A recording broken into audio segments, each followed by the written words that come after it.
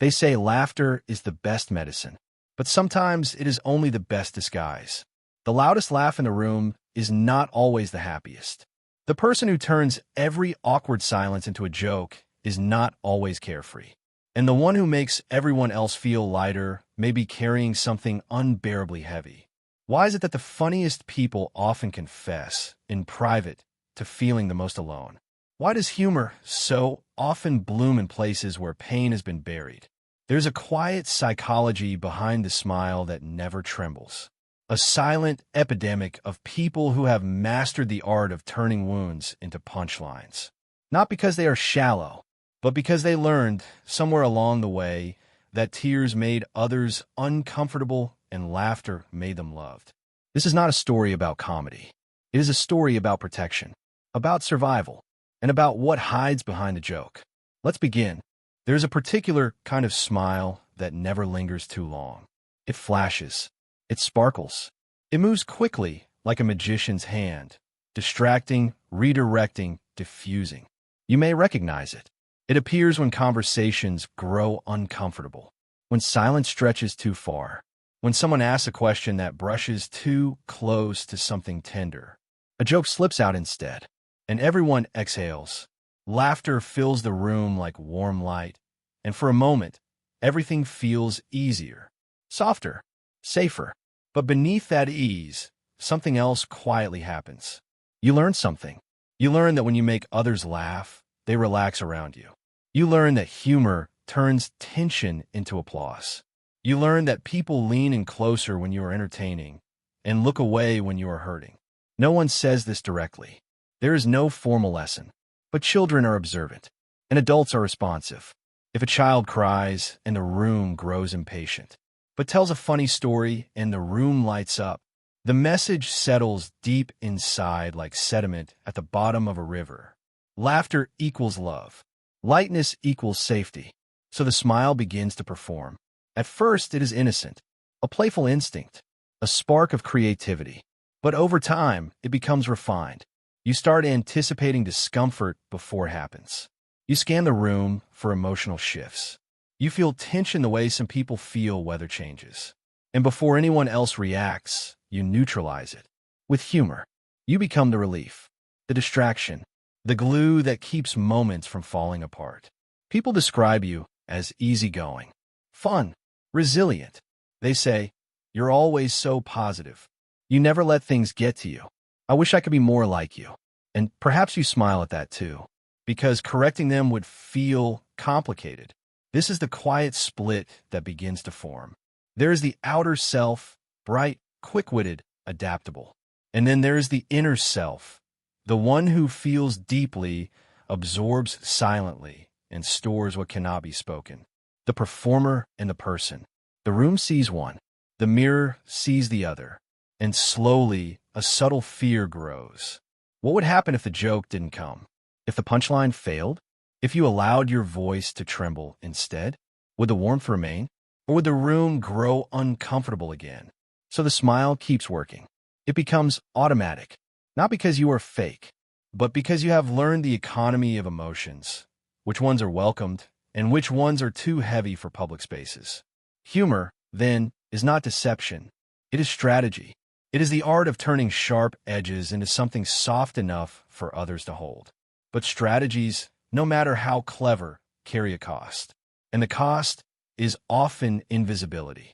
Because when you're always the one who lightens the air, who notices the subtle shift, who makes others feel safe, who makes space for you, no one wakes up one day and decides to hide their pain behind a joke. It begins much earlier, in smaller rooms, in quieter moments. Sometimes it begins in a household where emotions felt unpredictable, where voices could rise without warning, where silence felt heavy, like a storm waiting to break. In those spaces, children learn to read the room before they learn to read books. They notice the tightening jaw, the restless pacing, the sigh that means something is wrong. And then, instinctively, they try something. A silly comment, an exaggerated face, a playful imitation. For a moment, the tension shifts. A parent laughs. An argument pauses. The air softens. It feels like magic. In other homes, the environment is not loud but distant. Emotions are not explosive, they are dismissed. Don't be so sensitive. It's not that big of a deal. You're fine. Tears are met with impatience. Fear is met with logic. Sadness is met with distraction. But humor? Humor is welcomed. A witty child is praised. A funny teenager is admired. A lighthearted presence is celebrated. And so the child learns vulnerability complicates things. But humor connects. Sometimes, the pain is not dramatic. There are no visible crises, just a quiet absence of attention, of validation, of warmth. In that emptiness, laughter becomes a bridge. If being serious doesn't bring closeness, maybe being amusing will. The joke becomes a tool, not manipulation, but adaptation. Children are remarkably creative when it comes to survival. They will shape-shift into whatever form keeps connection intact. The peacemaker, the achiever, the invisible one, or the comedian. Humor offers something powerful in unstable or emotionally sparse environments. Control. When life feels chaotic, a joke is predictable. When adults feel distant, laughter pulls them back for a moment. When feelings feel overwhelming, humor shrinks them down a size. It transforms fear into something manageable, sadness into something shareable, anger into something digestible. But there's a subtle trade being made. Each time pain is softened into comedy, the original emotion remains unresolved, like a letter never opened, quietly accumulating dust. Over time, this pattern hardens. The child who once used humor to soothe the room becomes the adult who uses humor to soothe themselves. It feels natural now, automatic, because it once worked. It kept the peace. It earned affection. It restored connection. And the nervous system remembers what kept it safe. So even in rooms where no one is yelling, even in relationships where vulnerability might be welcomed, the joke still arrives first. Because somewhere inside, a younger version of you still believes that laughter is the safest language. And perhaps, once upon a time, it was. Sigmund Freud once described humor as one of the most mature defense mechanisms. Not denial, not repression, but transformation. The mind takes something painful and reshapes it into something bearable. This is not weakness. It is brilliance. When something hurts, the nervous system reacts instantly. The body tightens. The breath shifts. Cortisol rises like an alarm bell. The brain scans for danger, not only physical but social. Because emotional rejection activates the same neural pathways as physical pain. To be dismissed, to be misunderstood, to be seen as too much. The brain does not treat these lightly. Humor, in that moment, becomes a regulator. When you laugh, even artificially, the body releases endorphins. Dopamine flickers through reward circuits. The tension drops. The threat feels smaller. And when others laugh with you, oxytocin quietly strengthens the sense of belonging. Pain transforms into connection. The brain learns quickly. This works. Especially self-deprecating humor. I'm such a mess. Of course that would happen to me. I'm emotionally unstable, but at least I'm funny. These lines feel harmless. Charming even, but psychologically, they perform a subtle maneuver. By making yourself the punchline, you preempt judgment. You control the narrative before someone else can. You shrink your own vulnerability so it feels safer to present. It is a way of saying, if I laugh at it first, it can't hurt me as much. The brain rewards this. Social approval is one of its strongest currencies, and humor reliably earns it. Over time, a pattern forms in neural pathways, like a well-worn trail through a forest. Emotion arises. Discomfort flickers. Humor intervenes. Relief follows. The cycle strengthens itself. But here is the paradox. While humor reduces immediate stress, it can also interrupt emotional processing. When sadness is instantly converted into a joke, the body never fully metabolizes it. When anger is diffused into sarcasm, it never fully moves through. When fear is disguised as irony, it never fully gets acknowledged. The emotion does not disappear. It simply goes underground. And unprocessed emotions do not dissolve. They accumulate, sometimes as irritability, sometimes as exhaustion, sometimes as a vague heaviness that cannot quite be named. The person may genuinely believe they are fine. After all, they are laughing. Others see them as resilient, adaptable, strong. But the nervous system remembers every bypassed feeling. It stores them quietly, like files in an archive. Humor is powerful. It is intelligent. It is protective. But when it becomes the only doorway through which emotion can exit, the house begins to feel crowded. And the laughter, once light and spontaneous, starts to carry a subtle weight. A tension behind the smile. Because even the most refined defense mechanism cannot fully replace what every human nervous system ultimately longs for. To feel and still be safe. There is a moment, usually late at night, when the performance ends. The room is quiet. The phone is still. There is no audience left to entertain. And in that silence, something heavier surfaces. Because beneath every well-timed joke, there is often an unasked question. What would happen if they saw the whole truth? The conflict is subtle, but relentless.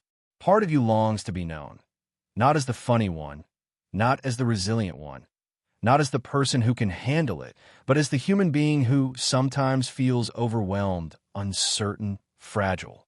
And yet another part resists, not because you enjoy hiding, but because somewhere along the way, you learn that your raw emotions might shift the atmosphere in ways that feel dangerous. You became the stabilizer, the emotional airbag, the one who lightens conversations before they become too real. Friends come to you when they need cheering up.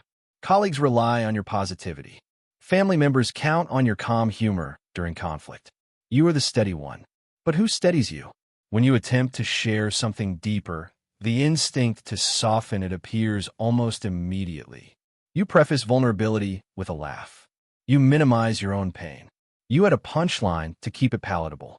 It's not that serious. I'm just being dramatic. I'll survive. And perhaps you will. But survival is not the same as being seen. There's an exhaustion that comes from always being the emotionally manageable one. From editing yourself in real time. From sensing when the room can handle your truth and when it cannot. The nervous system becomes hyper-attuned. You monitor reactions. You scan for discomfort. You adjust accordingly. Over time, this creates a quiet loneliness.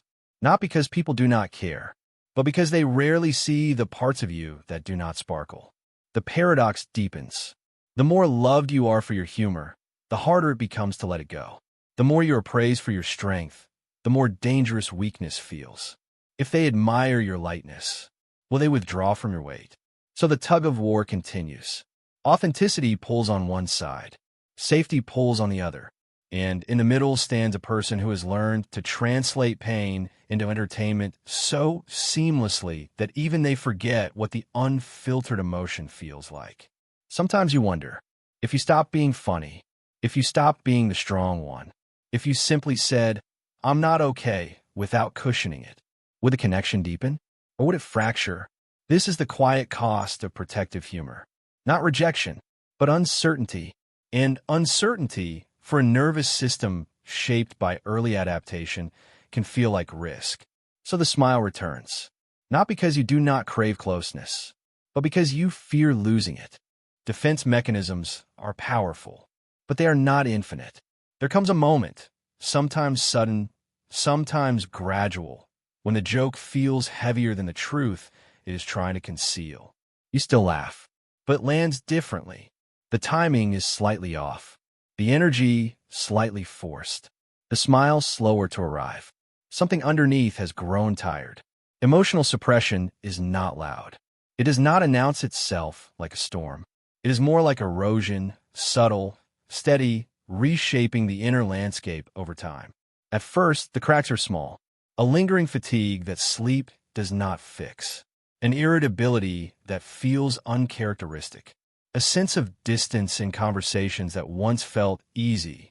You notice that even while laughing, part of you feels absent, detached, as if the performer is still on stage, but the person has stepped backstage and closed the door. Sometimes the crack appears in unexpected ways. A joke about something painful suddenly catches in your throat. A casual comment from someone else feels sharper than it should. A quiet evening alone brings tears you cannot fully explain. And the mind asks, almost confused, where did that come from? But the body knows. It has been holding what humor has softened for years. Unprocessed grief, unspoken anger, invisible disappointments. When emotions are consistently rerouted into laughter, they do not disappear. They wait, and waiting requires energy. This is often when burnout begins. Not the dramatic kind, but the quiet depletion of always being emotionally on. You may find yourself withdrawing, canceling plans, feeling strangely numb. The humor that once felt spontaneous now feels obligatory, like a role you must continue playing because others expect it. And perhaps you do not blame them.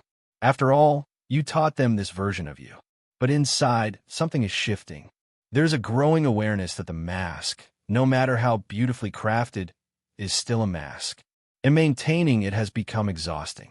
Sometimes this realization arrives in a single, private breakdown. No audience, no punchline, just silence and the raw weight of feeling. It can be frightening, because without the joke, the emotion feels larger, less controlled, but it is also honest. For the first time in a long time, the feeling is not edited. It is not minimized, not reframed, not packaged for consumption. It simply exists. And in that moment, when the mask cracks, something else quietly becomes possible. Not collapse, but truth. The kind of truth that says, this has been heavy, and carrying it alone has been harder than anyone realized. Even you. There's a strange silence that follows honesty. Not the awkward kind, but the kind that feels exposed. When you speak without cushioning your words in humor. When you say plainly, that hurt, or I'm not okay, without attaching a smile. The air changes. For someone who has long relied on laughter as armor, this moment can feel almost unnatural, like stepping outside without a coat in winter. Vulnerability, at first, does not feel brave. It feels risky. The nervous system, conditioned to equate lightness with safety, begins to stir. Heart rate rises. Thoughts race. Was that too much? Did I make it uncomfortable? Should I have said it differently? The urge to repair the moment with a joke appears quickly. To shrink the confession. To reassure the other person that it is not a big deal. But this time, something different happens. You pause. You let the silence breathe. And, slowly, you begin to notice something surprising. The world does not collapse. Not every room rejects your weight. Not every person withdraws from your truth. Some lean closer. Some listen. Some respond not with laughter, but with understanding. This is unfamiliar territory, because humor kept you in control. It allowed you to manage perceptions, to guide reactions, to stay one step ahead of potential discomfort. Raw emotion does not offer that control. It is slower, less polished, more uncertain, but is also real. And reality carries a different kind of connection, one not built on entertainment, but on shared humanity. There is courage in allowing yourself to be seen without sparkle, in admitting confusion without disguising it as irony, in expressing sadness without turning it into a story meant to amuse. This does not mean abandoning humor. Humor is still beautiful, still creative, still part of you, but it no longer has to do all the work. It no longer has to carry every emotion across the room. Sometimes, pain can simply be pain. Anger can simply be anger. Grief can sit quietly, without a witty caption attached. And in those moments, something shifts internally. The nervous system begins to learn a new association. Emotion does not automatically equal rejection. Vulnerability does not automatically equal danger. It is a slow reconditioning, a gentle rewiring. There may still be moments when the joke arrives first. Old habits do not disappear overnight. But now there is awareness, a choice. And with each unedited truth spoken, a subtle integration begins. The performer and the person move closer together. The split softens. And for perhaps the first time, laughter is no longer a shield. It is simply a sound. Humor was never the enemy. It was protection. It was creativity under pressure, light blooming in difficult soil, a candle carried through dark rooms so others could see. There is strength in that. To transform pain into laughter requires emotional intelligence. To read a room and shift its energy requires sensitivity. To carry heaviness and still offer light requires depth. The world often misunderstands this. It assumes the funny person is carefree, that the one who jokes is untouched. That laughter means absence of struggle. But sometimes, laughter is evidence of survival. It is the language of someone who refused to let pain make them bitter. Someone who found a way to stay connected, even when connection felt fragile. And yet, even strength needs rest. Even the brightest candle burns down if it never pauses. Emotional wholeness does not require abandoning humor. It simply asks that humor no longer stand alone. You are allowed to be light and heavy, resilient and tired, funny and deeply feeling. These are not contradictions. They are layers. When laughter becomes a choice rather than a shield, it softens. It loses its urgency. It no longer rushes to fill every silence. It can coexist with truth. Imagine a version of yourself who does not have to scan the room constantly, who does not have to translate every ache into something digestible, who trusts that their unedited presence is enough. Not polished, not performed. Enough. That version has always been there, behind the timing, behind the punchlines, behind the careful editing. The humor was never fake, but neither was the pain. Both belong to you. And when they're allowed to exist side by side, something gentle emerges. Not dramatic transformation, not sudden reinvention, just integration. The performer no longer stands in front of the person. They stand together. Laughter becomes lighter because it is no longer carrying everything. And in quiet moments, without an audience, without a script, you begin to feel something steady beneath it all. Not emptiness, but depth. A grounded knowing that your worth was never dependent on how well you could entertain. It was always there, in the silence, in the softness, in the parts of you that never needed applause. If parts of this reflection felt familiar, if you recognized yourself in the smile that performs, or in the exhaustion that follows it, you are not alone in that pattern. Many people learned, long ago, that laughter kept them safe. That lightness preserved connection. That being easy to be around felt more secure than being fully known. There is nothing broken about that. It was intelligent. It was adaptive. It helped you survive. But if something quiet inside you longs to be seen beyond the humor, that longing is valid too. This space exists for those quiet recognitions, for the hidden layers behind everyday behaviors, for the parts of the human heart that rarely get named out loud. If you'd like to stay connected to reflections like this, gentle explorations of the patterns that shape us, you're welcome here. And if you feel comfortable sharing, you can leave a comment about what resonated with you. Not because you have to explain yourself, but because sometimes reading someone else's words helps another person feel less alone. Only if it feels right.